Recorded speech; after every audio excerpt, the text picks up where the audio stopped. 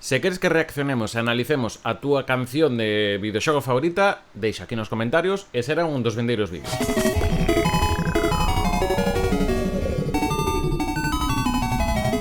Que tal? Volvemos esta tempada con reaccionando a bandas sonoras. Bueno, racionamos... Bueno, algo de reaccionar a bandas sonoras de videoxogos. Este ano, como novidade, imos ter que algunha das reaccións imoslas facer en directo no Twitch. Se vos pilla, pois podes tamén facer unha pregunta ou repregunta sobre cousas do tema que estamos a analizar, pero que senón en calquer caso ainda ides seguir tendo aquí no YouTube, pois eso, canción por canción ou por pares de cancións. Como estamos en semana previa a Samaín, imos comezar con unha que nos deixou Javier Balea do Super Ghouls and Ghosts. Isto de Spooky Season, que eu é o primeiro ano que o vexo. Polo visto, a xente lo vou facendo, pero eu de Spooky Season non vi antes, que ven sendo a Samaín sesión. Xa é tempo de Samaín, que sería... Son moi nome de programa da Galega. Tempo de Samaín. Programa da Galega, pero que dura só unha ou dúas semanas, sabedes? Esta peza do Super Ghouls and Ghosts, que neste caso trátase dun xogo original é do 89, se non lembro mal de recreativas, e logo esta versión Super, que saiu para Super Nintendo, está todo moi pensado, e que, bueno, pois é unha versión que ten traballados os gráficos, cambian os niveis un pouquiño, e tamén a música nos vai dar tempo para falar un pouco de todo iso. Imos aló.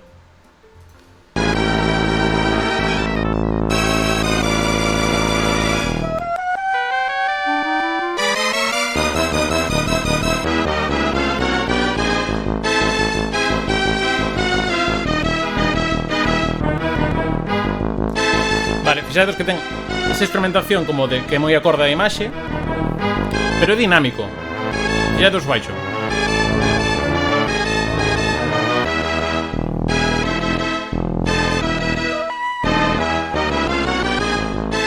E volve a retomar a melodía.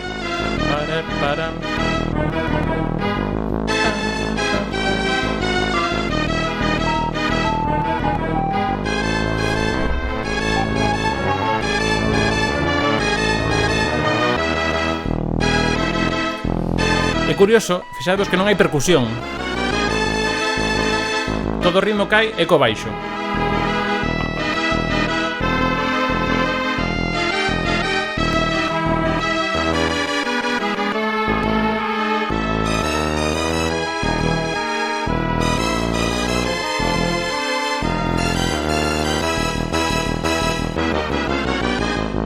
Volvemos a xa o coñecido.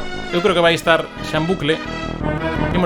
Vou pisar un pouco máis o comenta. Entón, fixados, o que dá o ritmo a este tema, que é un pouco como un xogo de acción ambientado nesto, pois o que este dándolle un pouco o ritmo, o que xogo pareza de acción e non máis de medo, máis de sigilo, eu creo que principalmente o baixo, facendo este ritmo máis dinámico. Fixados agora.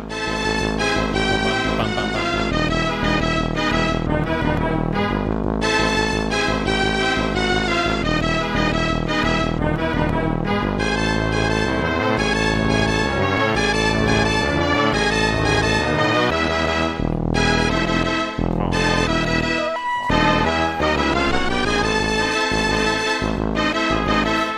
Pois máis ou menos xa temos, porque vimos que estaba repetindo. A verdade, pois eso, ao final sí que normalmente relacionando bandas sonoras son pezas que non coñezo, esta coñecía. Non é un xogo que xogase máis de 15 minutos, quizáis, é máis alado de pequeno e tal, pero bueno, sí que é un tema que xa o teño un pouco coñecido. Entón, eso, comenta por aí, que isto é... que é super cañeira. Di aí Farun que está asocia a perder 25 pesetas en menos de 2 minutos. Na Super Nintendo perde esa paciencia en menos de 2 minutos. Eso tamén pasa. Efectivamente, vexo que Diego tamén ten un recordo de moedas sobre este tema. Mais ou menos xa vos comentei, contextualizamos. Isto está soando nunha Super Nintendo, que lembrade que as consolas ata a chegada a Dreamcast ou senón xa nas que teñen CD, que poden ter son compacto, pois teñen que facer un pouco de enxeñería de como facer soar aí os distintos instrumentos. Entón, neste caso, se ven nas 8-bit, na Nintendo e na Master System, tiñan 4 canles as dúas, estaban moi limitadas. Neste momento que chegan a Super Nintendo e a Mega Drive, neste caso estamos coitando un tema de Super Nintendo, abre un pouco máis as posibilidades e cada unha ten un enfoque distinto. A Super Nintendo xoga máis o tema de ter timbres que imiten instrumentos, neste caso tiñemos unha especie de violíns, sabemos que non son violíns, pero son, vénsenos aí a violíns, e en cambio a Mega Drive o que buscaba era ter unha especie de sintetizadores que facían que, por exemplo, sons electrónicos se estaban ben usados pois estaban, pois eran interesantes. A nivel musical, entre Super Nintendo e Mega Drive, digamos que para imitar instrumentos reais a Super Nintendo era máis potente, e para hacer música electrónica, pois que na empregaba ben, como por exemplo Yuzo Koshiro, xa sabedes que é unha das miñas franquías favoritas de Street for Rage, pois nese caso a Mega Drive eu creo que ao final sacoulle máis partido. Entón, imos ao tema este que é moi básico, a verdade, que é un tema, xa bichedes, non ten nin percusión, así que non teño que pararme niso. Entón temos este. Vale, e que pasa aquí? Por que non sona un pouco tamén a ese rollo spooky? Bueno, e me refiro, esa cousa de medo, esa cousa tenebrosa. Quen coñece os xogos sabe que isto é nun cemiterio onde soa esta primeira peza. Entón, unha escala normal, sabemos que soa tal que así.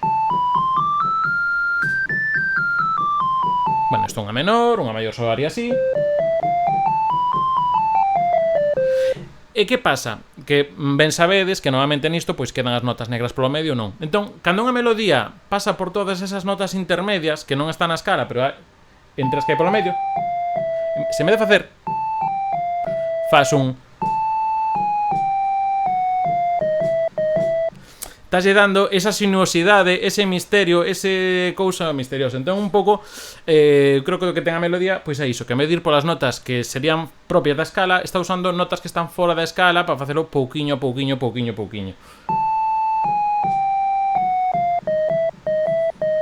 Entón está usando todo nota por nota, das que te arropean os semitonos e os tonos, para quen lle tocase música andar papando estas cousas, pois neste caso a medir por tonos, ou por tons que lle tocarían na escala, van por semitonos. Entón é o que lle dá ese toque de ambientación, eso, de cemiterio e todo isto.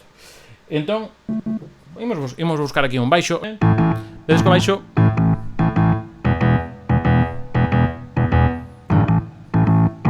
logro facer unha cousa como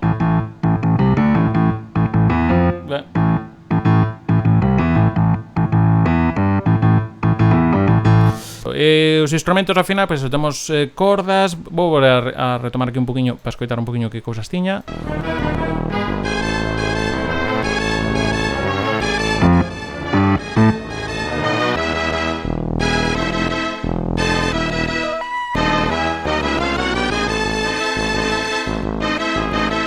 E logo tamén hai uns violines facendo a melodía principal, pero logo outros que fan a coutra, que fan ton.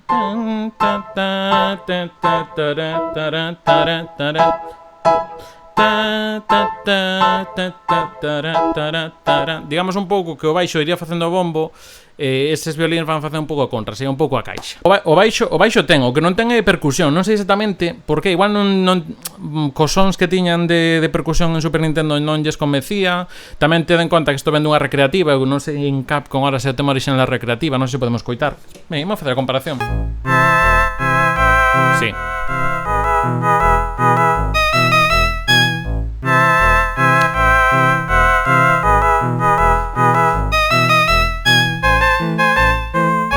Claro, fixadevos que aquí case todo é como son moi de órgano, porque realmente isto, claro, é do 88, que antes dixen 89, é do 88. Claro, é moito máis como o señor que está tocando o fantasma da ópera, que está aí co órgano facendo cousas, pon, cren. Realmente hai unha man esquerda facendo o que logo na Super Nintendo fai con un instrumento tipo baixo e logo unhas cordas, pois aquí é todo como unha especie de órgano.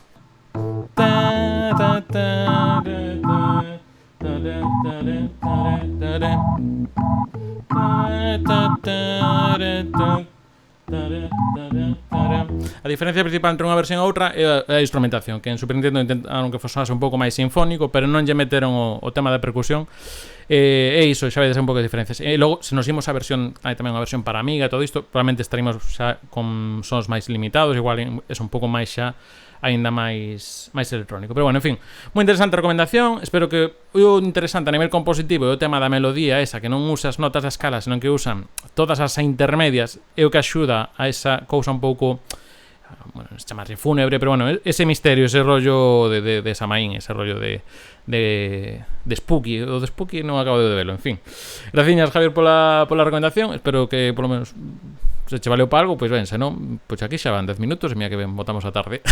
E ata aquí o vídeo de hoxe. Lembra que temos aberta xa unha tenda recuncheira, tes na descripción a ligazón e os accesos a todo iso, e que se ainda non os segues, pois tan fácil como darle aquí a suscribirse no YouTube e no resto de redes sociais como @recunchogamer, e onde poderás atopar máis contido de videoxogos. E xa estaría, saúdos de Llagordillo e coidadevos.